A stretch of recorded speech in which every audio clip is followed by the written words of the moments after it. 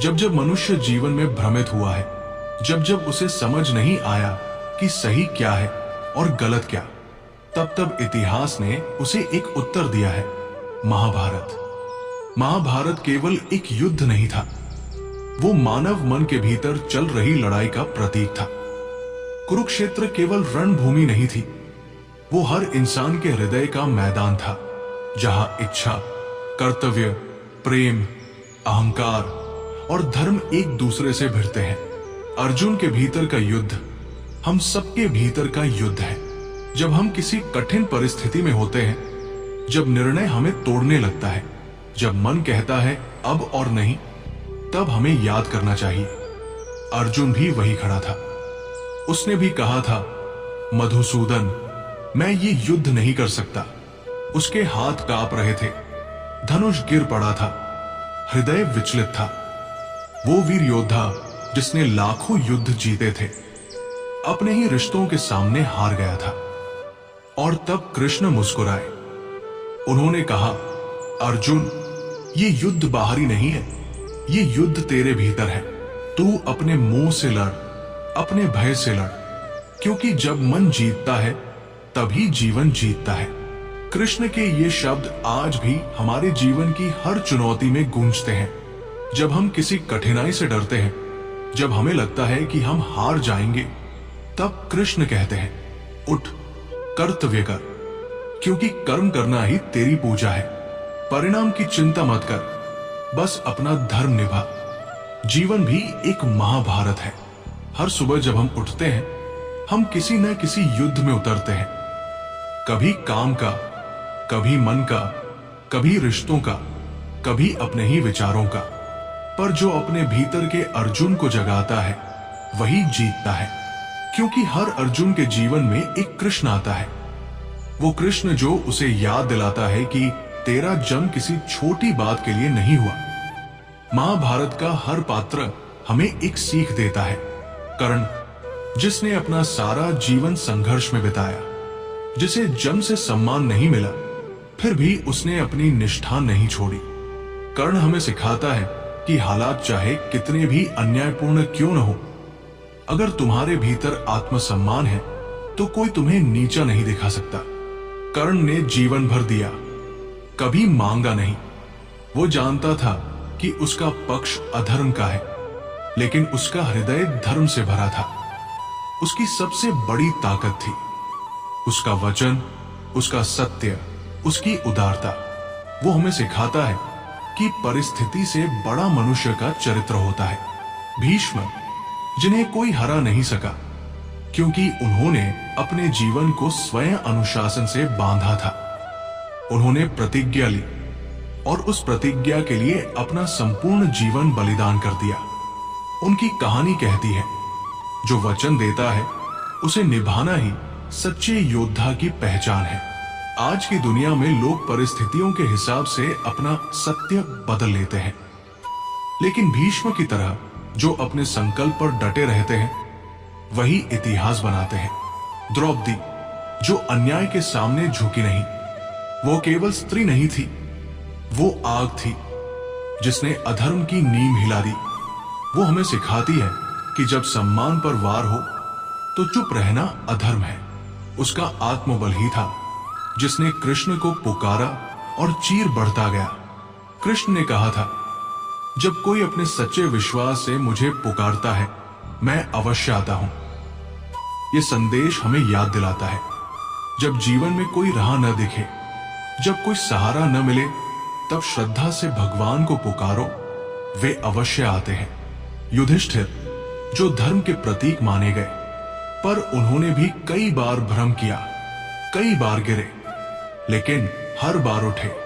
उनसे हमें सीख मिलती है कि धर्म का अर्थ पूर्णता नहीं, सजगता है। धर्म वह है जो हमें बार बार गलतियों के बावजूद सही रास्ते पर लौटने की शक्ति देता है। महाभारत में सबसे बड़ा युद्ध हुआ अहंकार और सत्य के बीच, और ये युद्ध हर युग में दोहराया जाता है। कभी परिवार में, कभी समाज में, कभी अपने भीतर। कृष्ण ने कहा था, जो अपने मन पर विजय पा लेता है वही सच्चा विजेता है। हम अक्सर सोचते हैं कि जीत का अर्थ है दूसरों को हराना, लेकिन असली जीत है स्वयं को जीत लेना। कृष्ण का गीता संदेश हर युग के लिए है। उन्होंने कहा, कर्मण्येवाधि कारस्ते मां फलेषु कदाचन, यानी तेरा अधिकार केवल कर्म पर है, फल पर नहीं। जब इंसान ये समझ जाता है कि उसका काम कर्म करना है और फल भगवान पर छोड़ देना है, तभी उसके जीवन से चिंता खत्म होती है, क्योंकि जो हर काम ईमानदारी से करता है उसका फल कभी व्यर्थ नहीं जाता। कृष्ण ने यह भी कहा, जो अपने कर्तव्य में आनंद खोजता है वही सच्चा योगी है। आज के समय में लोग काम को बोझ समझते हैं, लेकिन अगर वही काम भक्ति बन जाए तो जीवन आसान हो जाता है, क्योंकि काम वही है, फर्क सिर्फ दृष्टिकोण का है। जब अर्जुन ने पूछा, भगवान जब सब कुछ नष्ट होता दिखे तब क्या करें? कृष्ण ने मुस्कुराकर कहा, विनाश भी सृजन का एक हिस्सा है। कभी कभी भगवान हमें खाली करते हैं ताकि हमें भर सके, कभी वो हमसे छीन लेते हैं ताकि हमें सिखा सके कि हम कौन हैं, कभी वो गिराते हैं ताकि हमें उड़ना सिखा सके। महाभारत हमें ये नहीं सिखाती कि कैसे युद्ध जीते, बल्कि ये सिखाती है कि कैसे खुद को हर परिस्थिति में स्थिर रखें। अर्जुन जीत गया क्योंकि उसने कृष्ण की बात सुनी, और यही सबसे बड़ी बात है। जीवन में जब मन डगमगाए तो सुनो उस आवाज को जो भीतर से कहती है, डर मत, मैं हूं। वो आवाज ईश्वर की है। भीष्म, कर्ण, द्रौपदी, अर्जुन, ये सब हमारे भीतर है। हम कभी कर्ण की तरह संघर्ष करते हैं, कभी अर्जुन की तरह भ्रमित होते हैं, कभी द्रौपदी की तरह आहत होते हैं, और कभी भीष्म की तरह वचन निभाते हैं। लेकिन इन सब के बीच जो स्थिर है, जो मार्ग दिखाता है, वो है कृष्ण। कृष्ण केवल एक देवता नहीं, एक दृष्टि है।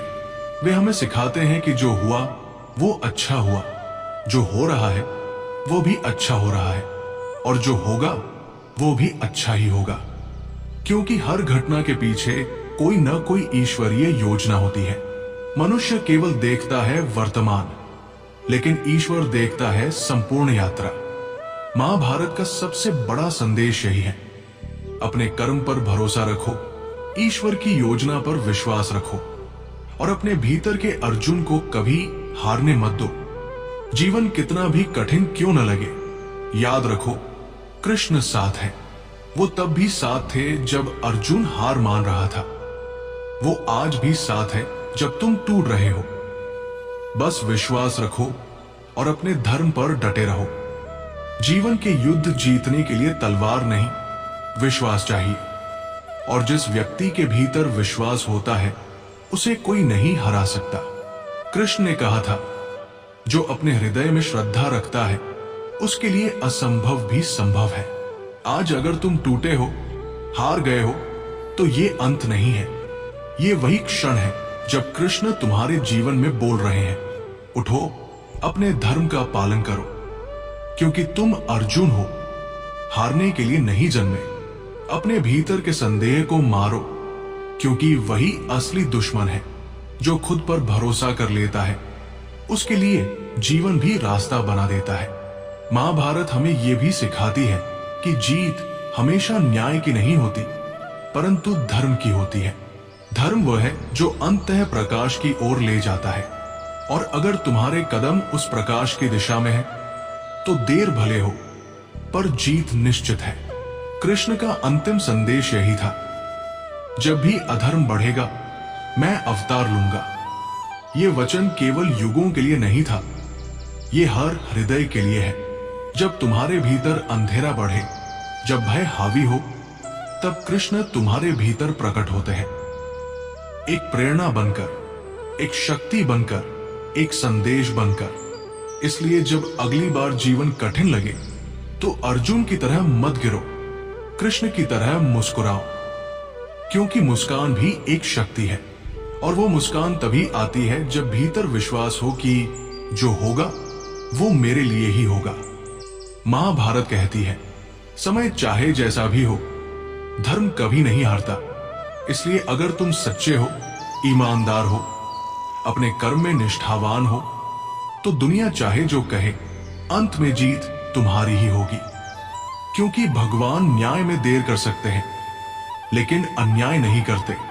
कृष्ण कहते हैं, हर कार्य का समय तय है, बस तू धैर्य रख। और यही धैर्य जीवन की सबसे बड़ी ताकत है। जो धैर्य रखता है वो हर तूफान पार कर जाता है। आज के इस युग में जब लोग बाहरी सफलता के पीछे भाग रहे हैं, महाभारत हमें याद दिलाती है कि असली सफलता भीतर की शांति है। जो अपने मन पर विजय पा लेता है वही राजा है, चाहे उसके पास राज्य हो या नहीं। अर्जुन को विजय मिली क्योंकि उसने अपने भीतर के भय को मारा। कर्ण को सम्मान मिला क्योंकि उसने कभी किसी से बदला नहीं लिया। द्रौपदी को इतिहास में अमरता मिली क्योंकि उसने अपने विश्वास को नहीं छोड़ा। और कृष्ण आज भी जीवित है क्योंकि उन्होंने हर युग को दिशा दी।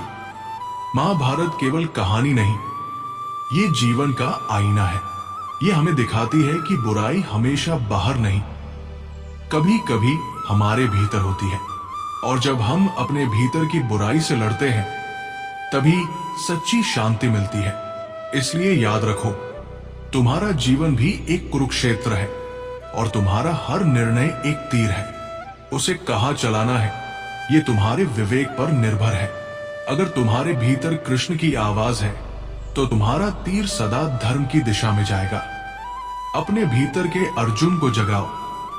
डर, संदेह और मोह से मुक्त होकर कर्म करो, क्योंकि यही जीवन का सच्चा धर्म है। और जब तुम ऐसा करोगे तब तुम समझोगे महाभारत का युद्ध समाप्त नहीं हुआ, वो हर दिन हमारे भीतर लड़ा जा रहा है। और जो अपने भीतर जीतता है वही सच्चा विजेता है। अगर इस कहानी ने तुम्हें प्रेरित किया है, अगर तुम्हारे भीतर भी वो अर्जुन जाग उठा है जो जीवन की हर कठिनाई से लड़ना चाहता है, तो इस वीडियो को लाइक करो, शेयर करो, कमेंट में लिखो जय श्री कृष्ण।